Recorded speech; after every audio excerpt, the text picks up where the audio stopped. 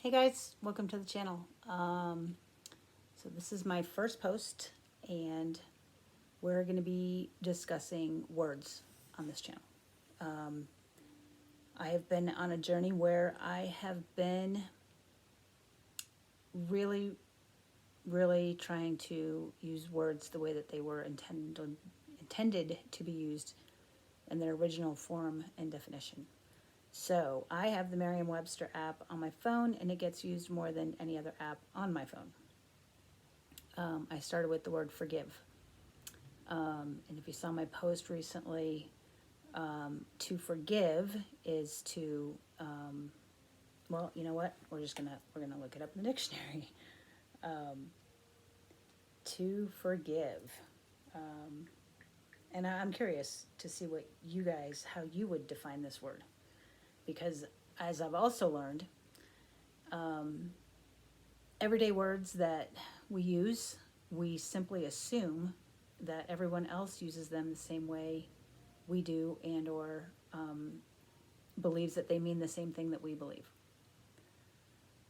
That is very seldom the case, because if you've ever played telephone, you know that by the time the story reaches the end, it's a very different story. So we all bring a level of interpretation and our own backstories, our own belief systems, our own traumas, our own experiences to these words. So they don't always mean the same thing.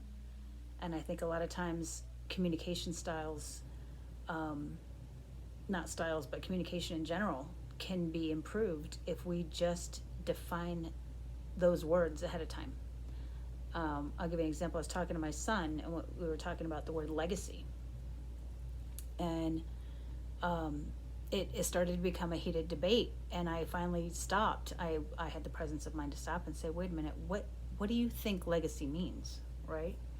Because his definition was very different from mine. And we both kind of chuckled and stopped the whole argument, because we were defining the word legacy in two different ways. So by default, the argument had to ensue, because we were on two different planes. We were talking about two completely different things and trying to make them the same. So in the meantime, I did look up the word forgive. And it says, transitive verb, to cease to feel resentment against an offender. Well, that sounds very difficult to do. If someone stole my entire life savings, it's going to be very difficult for me to not feel resentment towards that person. However, if I look up the word for, just for, that word is,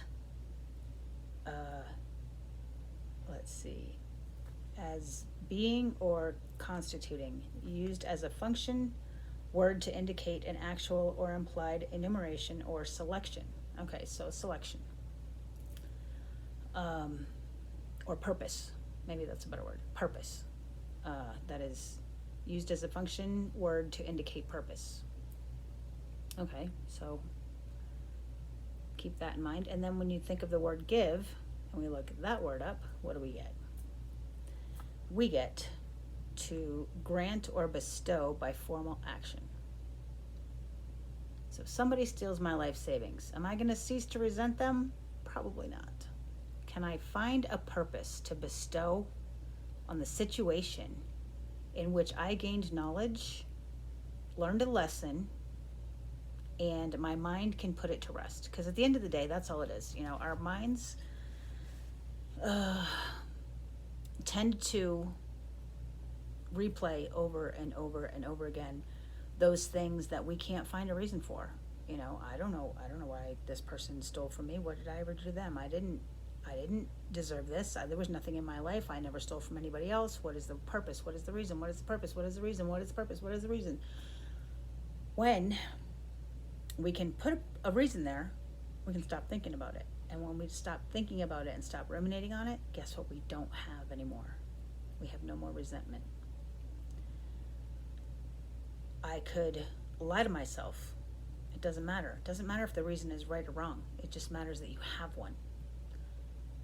Somebody stole my life savings. Well, it taught me to appreciate money. I found the lesson, I found knowledge, I found a purpose, I found a positive,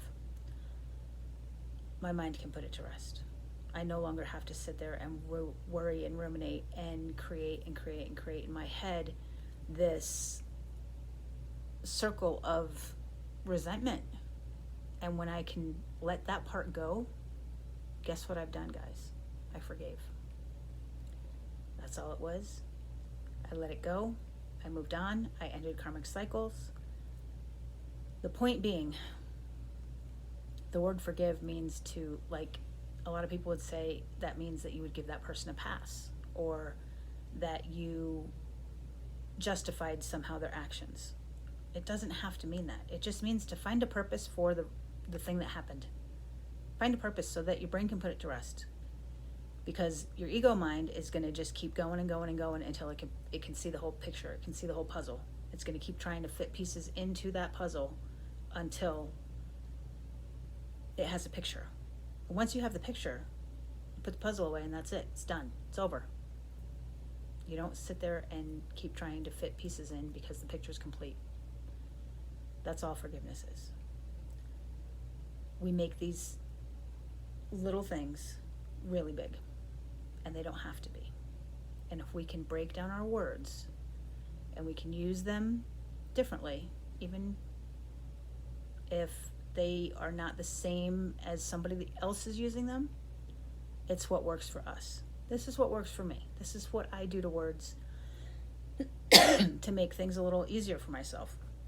So as I promised, if you came over from my other channel, which is called Your Channel, I read tarot over there.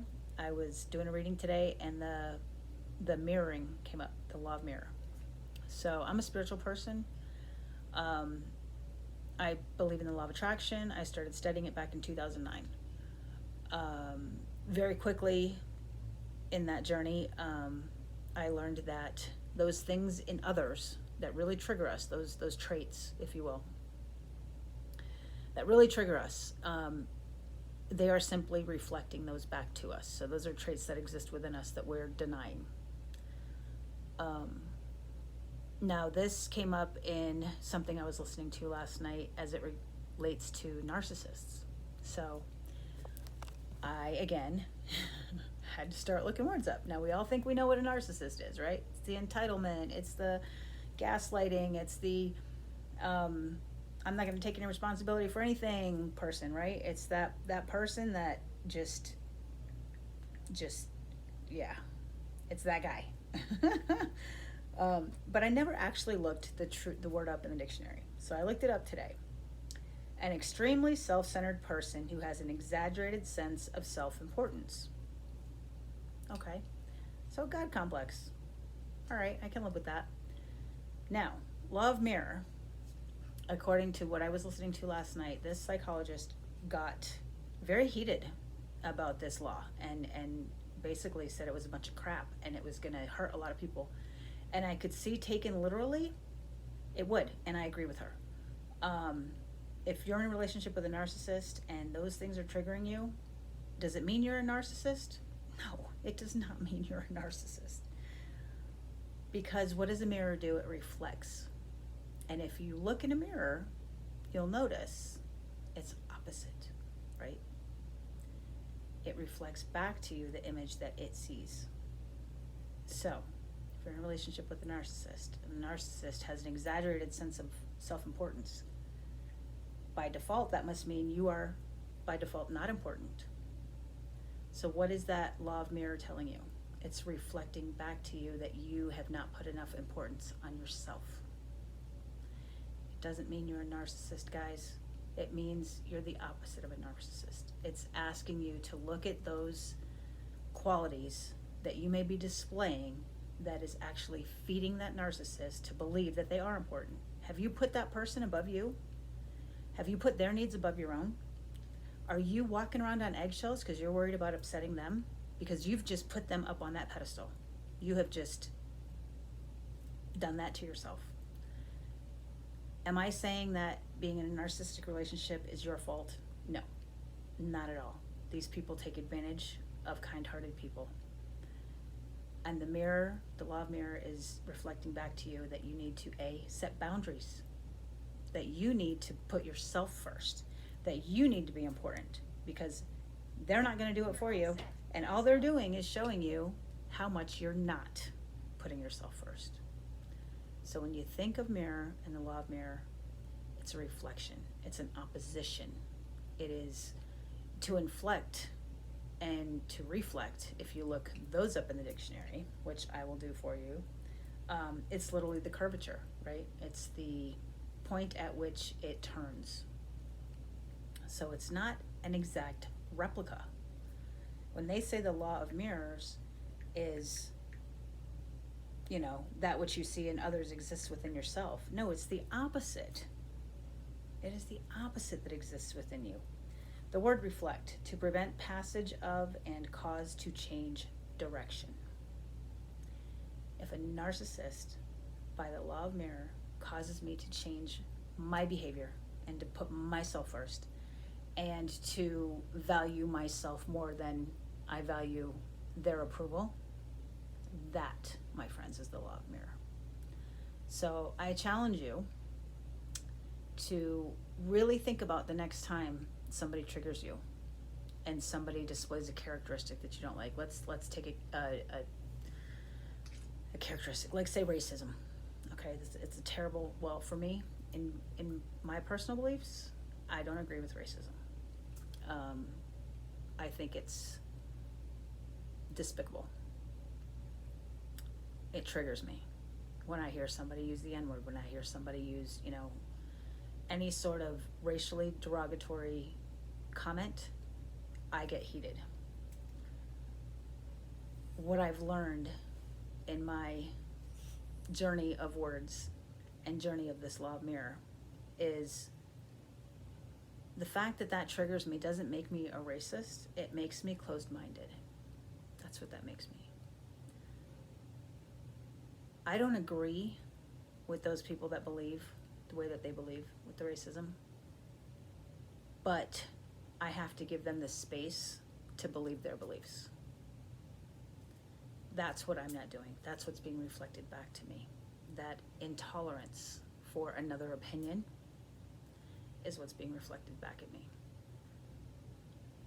I'm not saying that I would agree.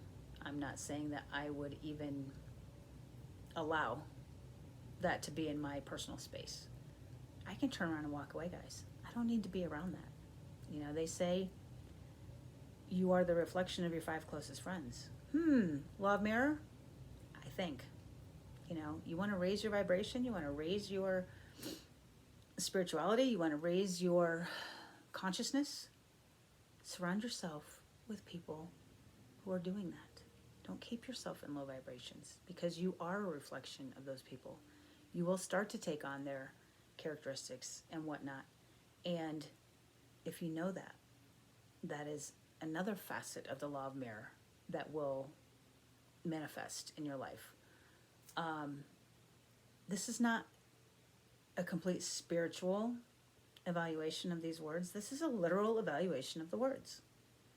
Think about a mirror, guys. When you look in the mirror, your right eye appears on the left, right? I mean, in some ways, right? It's opposite. And, if people are treating you badly, you have to think about, how are you treating yourself badly? Because really that's what it is. If somebody's putting you second, are you putting yourself second in other ways? If people are so closed-minded that you can't stand it, think about other areas of your life where you're being closed-minded. Are you not giving yourself a voice? That's something to think about. Anyway, all food for thought. Our diet, our nutrition is more than just the food that we eat, guys. It is the words that we use. It's the words that we allow in, and it is the words that we make agreements with. Somebody calls you a name. Somebody calls you a bitch. You can either believe that and take it and accept it and act it and become it. Or you can say, no, not today. Nope, not today. And walk away. words are powerful. Very, very powerful. Be very mindful of what words you let in, what words you're digesting, and what words you are speaking. What goes into your mouth, what comes out of your mouth, what do you digest in the way of words, and what are you regurgitating in the way of words. It's definitely something to think about, because those words plant seeds, and those seeds grow. And you never know. You never know what kind of impact you're having on another human being with your words. Just like you can eat a candy bar, and it's okay today, you're not going to gain 20 pounds, but you keep eating that candy bar every day. After a while, you're going to gain 20 pounds. And you're going to have to go on a diet. So I challenge you to put your words on a diet and plant your seeds of communication, grow your words, and taste your language. We'll talk soon. Bye for now.